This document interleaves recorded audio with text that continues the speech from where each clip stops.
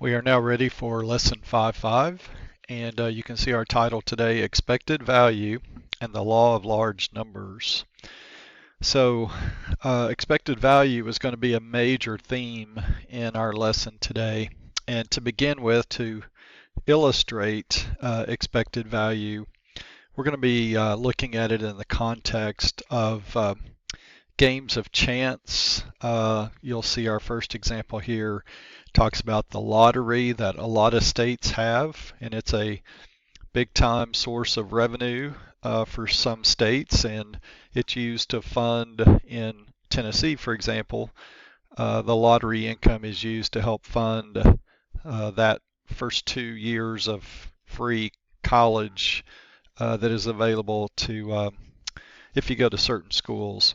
So looking at it, expected value in light of these types of scenarios is a good way to get it started, but then eventually we're going to transition into how this actually shows up in real life in certain um, organizations, companies, especially in the insurance company, and that'll be where we end up today.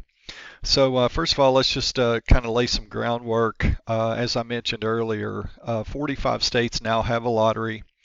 This particular example that we're looking at on this slide is about the Iowa State Lottery, and some interesting information that we can pull from this that came from your text.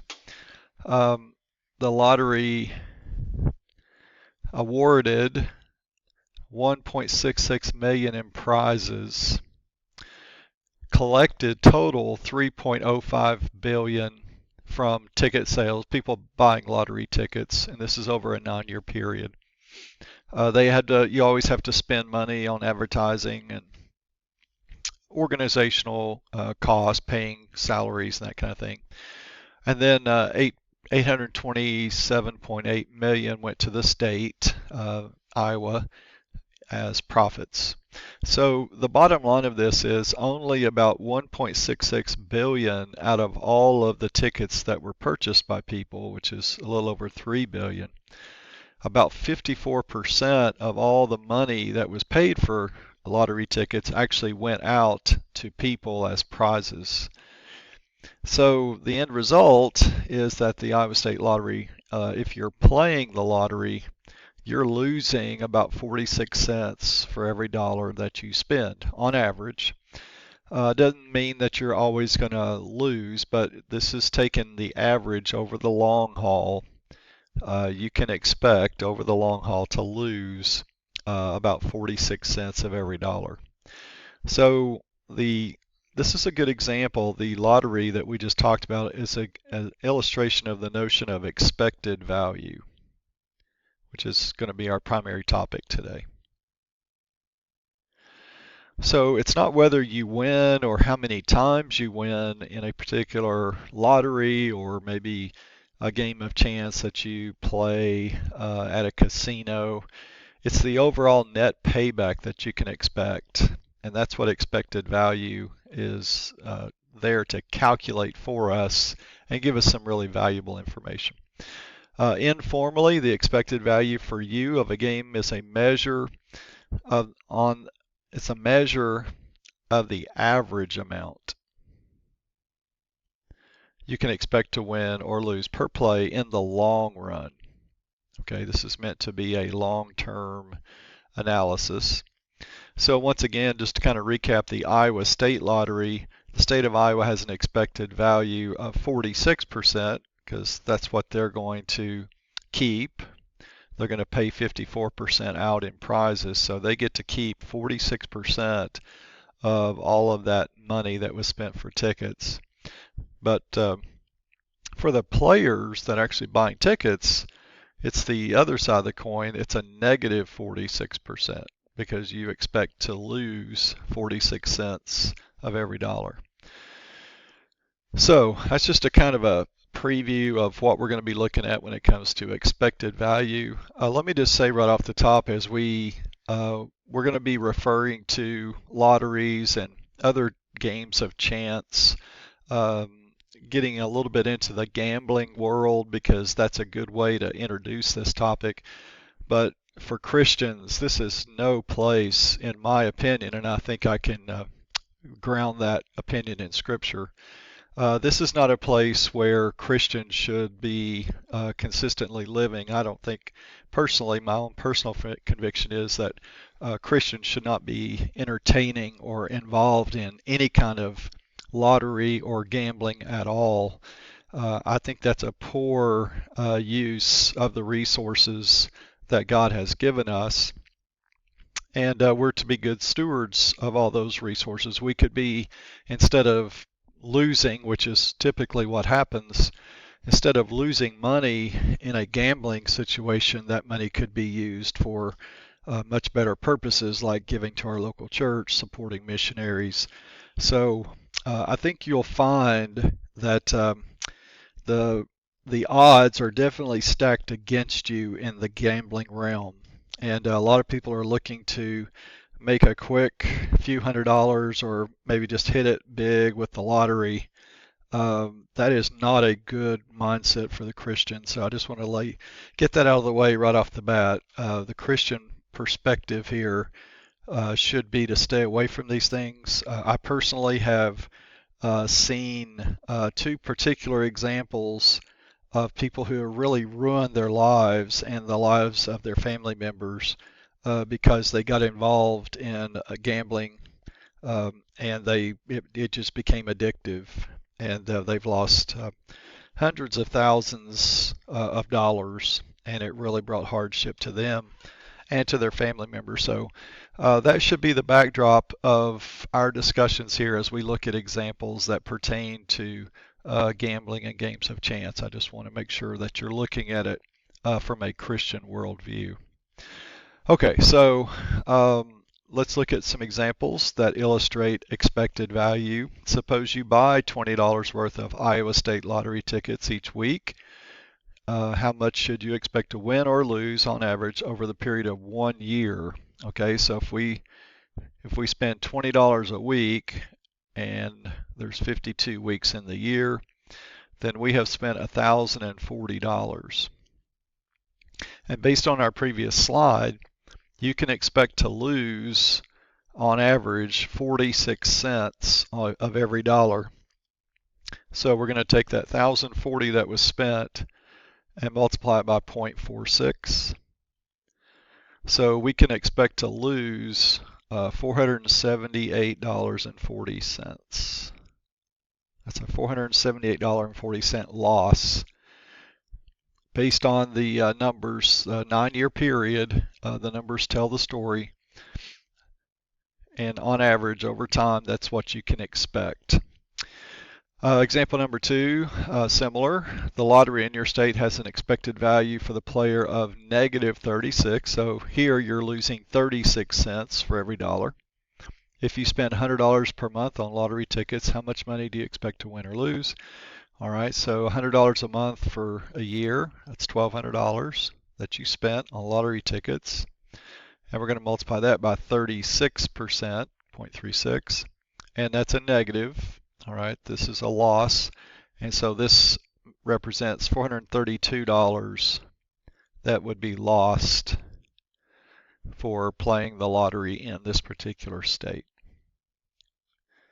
Okay, so hopefully this will be an eye-opener. This whole idea of getting rich quick, you may have 1 or 2 people that actually win something, but the vast majority of people over time are going to lose a lot of money by involving themselves in these particular types of activities. Okay, so let's turn our attention now to expected value and the law of large numbers. So if you play a game many, many times, according to the law of large numbers, you will almost certainly win or lose approximately what the theoretical expected value of the game says you will win or lose. I like to look at this as if we're rolling a number cube. What's the likelihood that we're going to get a 6 when we roll? Okay, well that's obviously 1 out of 6. Now we might roll the number cube 25 times, and maybe out of those 25 times we have 9 sixes show up. So 9 out of 25 is definitely bigger than 1 out of 6, and so people might think, hey, that's pretty good. But what this is saying is that over time, the more we roll, the closer we should get to this theoretical probability. Okay, if we rolled 2,000 times, we would expect our result to be really, really close, if not exactly to 1 out of 6. And if we rolled 10,000 times, the result is we should hit on 6 1 out of 6 times. So that's really what the law of large numbers is saying. The more we roll, the more we participate in an activity or a game, then the closer we should get to the theoretical expected value. And then that introduces this idea of gambler's fallacy. The gambler's fallacy is the belief that a string of losses in the past will be compensated by wins in the future. It's kind of like the idea of, well, I know I've lost a lot of money, but I'm due, so things are bound to start turning around, just law of averages. Well, that is a mistaken notion. Because again, the more you play, theoretically you should be getting closer and closer to that theoretical expected value. So this is called a fallacy for a reason. It's a terrible way to think, and it's an idea that typically gets people into a lot of financial trouble. All right, so let's take a look at actually calculating. We've looked at in general how expected value works. So let's get a little more deeper into a formula that will help us calculate something called expected value. So generally speaking, expected value is anticipated profit minus anticipated loss. That probably makes sense. And then we could drill down a little bit further on anticipated profit. It's the probability of winning times whatever the profit would be for winning. Subtracting from that the probability of losing times the dollar amount that it would cost us for losing. Okay, so let's just put that into an example here. Example 3. A fair number cube is rolled. If the result is a 1 or a 2, I win $9. If any other outcome comes up, I lose $3. So let's use our formula here to calculate expected value. Well, first let's determine what's the probability of winning. Well, the 1 or a 2 would represent winning. And so the likelihood that we're going to get a 1 or a 2, well, that's 2 out of 6, which could reduce to 1/3. All right, so that's our winning probability. And then the probability of losing would be the other 4 out of 6, or 2/3. So to get expected value, we just plug these probabilities in and then multiply by the resulting dollar amount for winning or losing. So I'm going to multiply 1/3 times $9. I'm going to multiply 2/3 times $3, and that would be subtracted. So 1/3 times $9, okay, so that would be 3. And 2/3 times 3 is 2. So I do the subtraction here. So my expected value of playing this game is $1. So in other words, I can expect from this particular game to win an average of $1 for each time I play. I'll just say per play. Okay, so that's the actual calculation of expected value. All right, let's try another one. In this a die or number cube is tossed. If a 6 comes up, your profit is $6. If a 5 comes up, your profit is 3. If a 4 comes up, your profit is 0. If a 1, 2, or 3 comes up, your loss is 4. So let's calculate expected value. So let's start off with the probability of a win, and that would be if a 6 comes up. So that's a 1 out of 6. There's 1 6. All right. So let's just do it this way. Instead of doing the P there, I did the probability of 6 multiplied by 6. Okay. If a 5 comes up, well, there's 1 5 out of a total of 6. I make $3. If a 4 comes up, I get $0. And now we're going to calculate, we're going to subtract from that the probability of loss. So if a 1, 2, or a 3 come up, so there's 3 of those out of 6 total, I have a loss of $4. Okay, so doing our math here, 1/6 times 6 is 1. 1/6 times 3, that's 3/6 or 1/2. Of course, this is 0. And then we're going to be subtracting 3/6 or 1/2 times 4, which is 2. Okay, so we do all the math here going left to right, and that results in a negative 0.50. We can expect to lose 50 cents per play.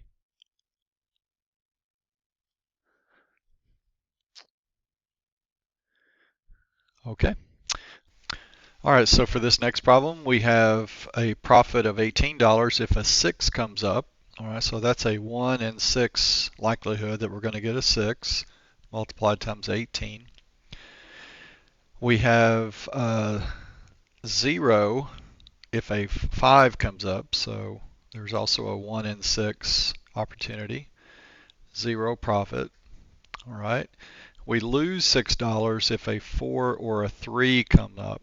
So that means there's 2 out of 6 chances, likelihood of getting a 4 or a 3, and that'll be multiplied times 6.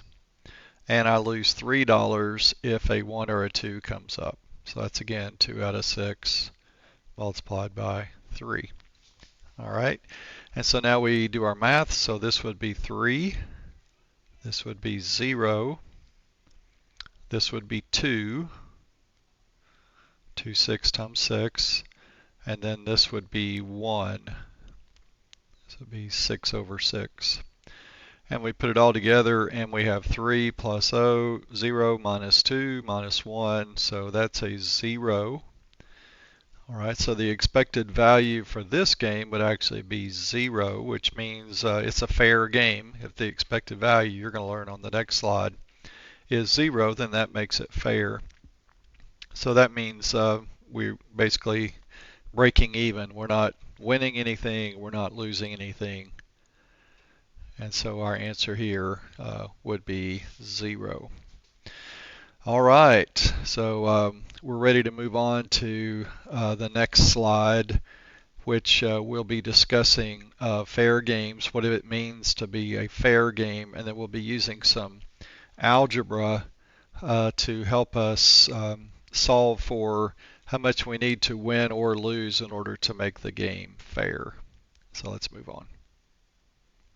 Okay, fair games. A game is said to be fair if the expected value is 0. So let's take a look using a little bit of algebra. How can we arrive at either how much needs to be made in profit or maybe in loss to make the game fair? So I roll a single number cube. If it comes up a 6, I win. I lose $1 otherwise. So how much money should I collect on a win to make this a fair game? So what we don't know is the profit or the amount that is going to be paid out if we win. We do know that rolling a 6 is a winner, but we don't know yet how much that's going to involve. We lose $1 otherwise, so that means 1 out of 6 chance of winning. That means 5 out of 6 of losing. And we always want to set these fair games equal to 0. That's the definition of a fair game. So basically just think of solving for x. We add 5, 6 to both sides, multiply by 6 on both sides. So I get x is 5. So in other words, I would need to win $5 in order to make this a fair game.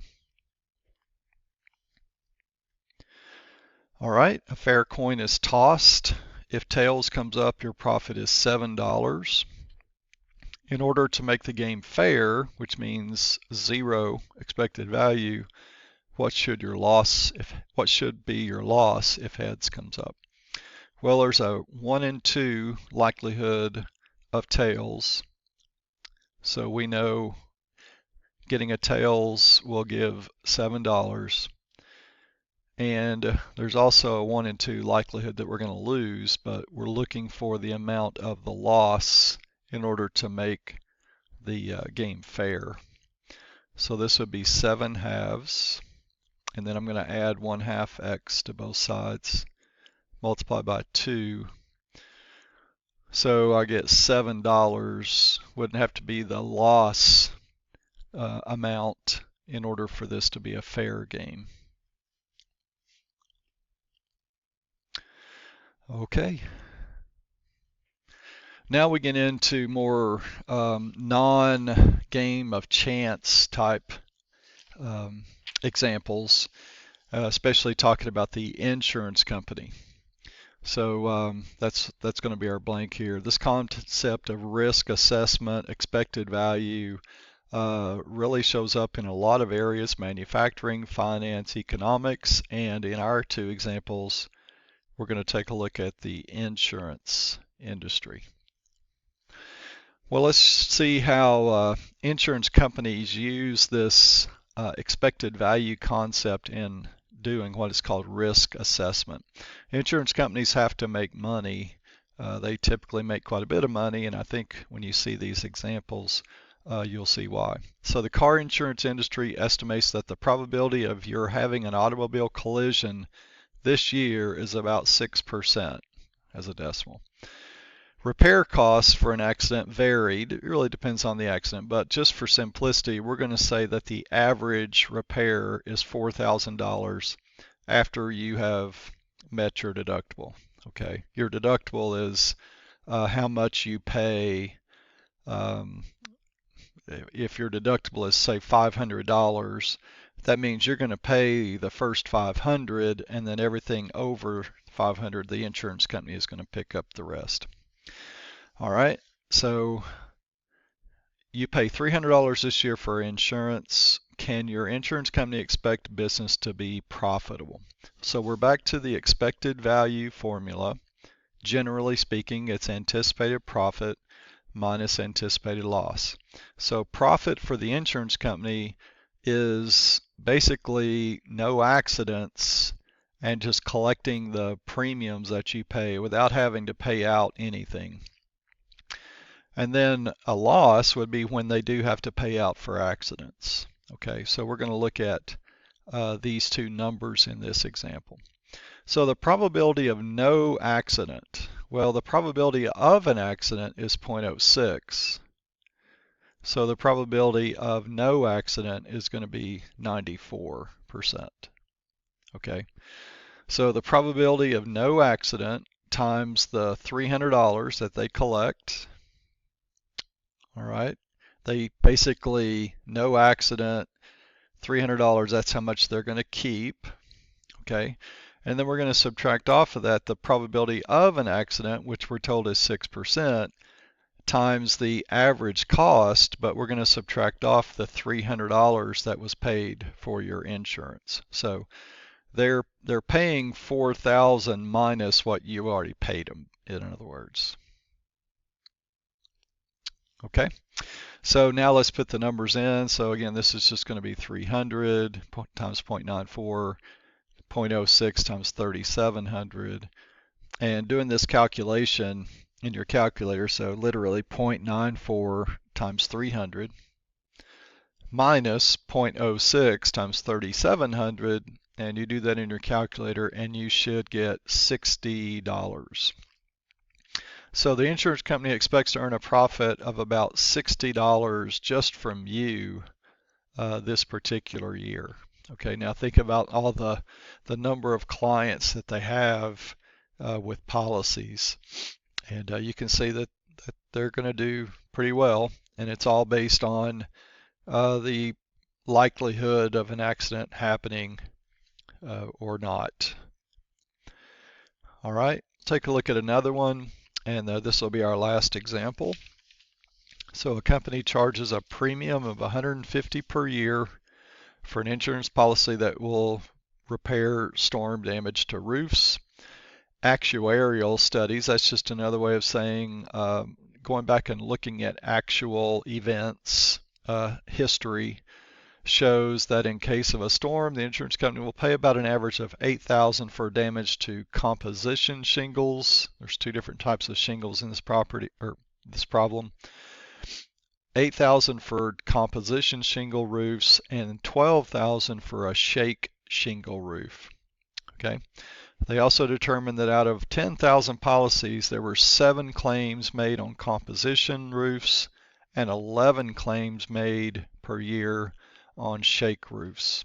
A lot of stuff to digest here, but the bottom line is what's the expected value, which is another word for profit, per year. So profit is how much money the insurance company is bringing in minus how much they're bringing out. That's basically what that is saying. How much are they taking in through premiums and not paying on claims versus how much are they paying out, and the difference is going to be either profit or loss.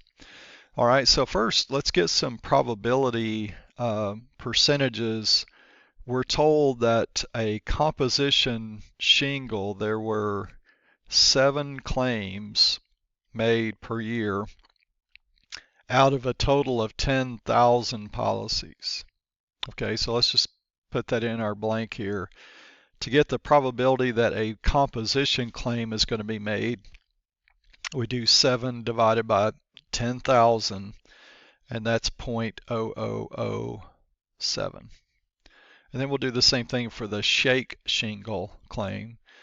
We had 11 claims made per year, typically, out of 10,000.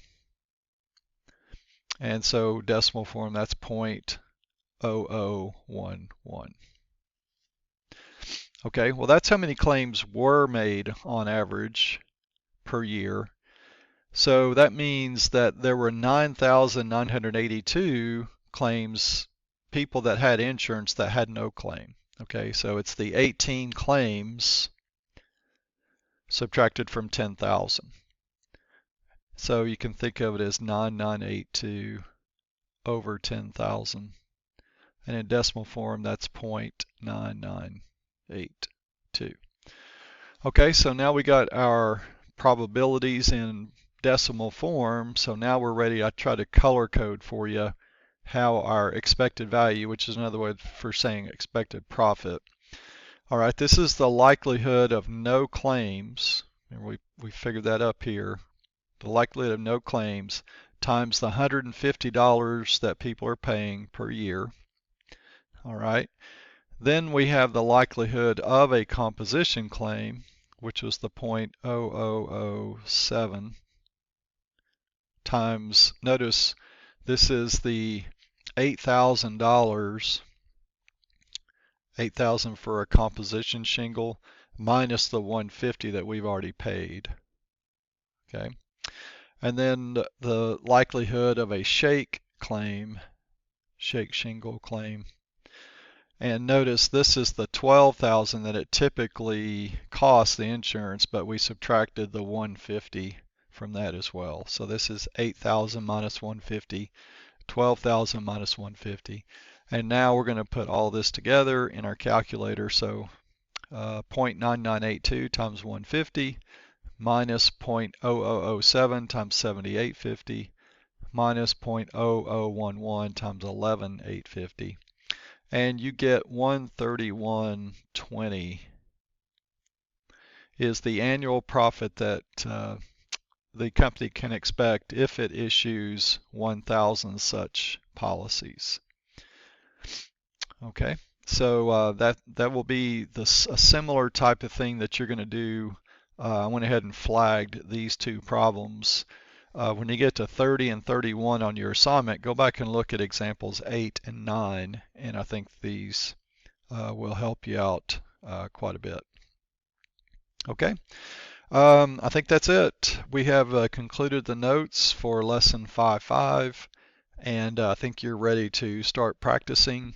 If you have any questions about this, let me know, and I'll see you next time.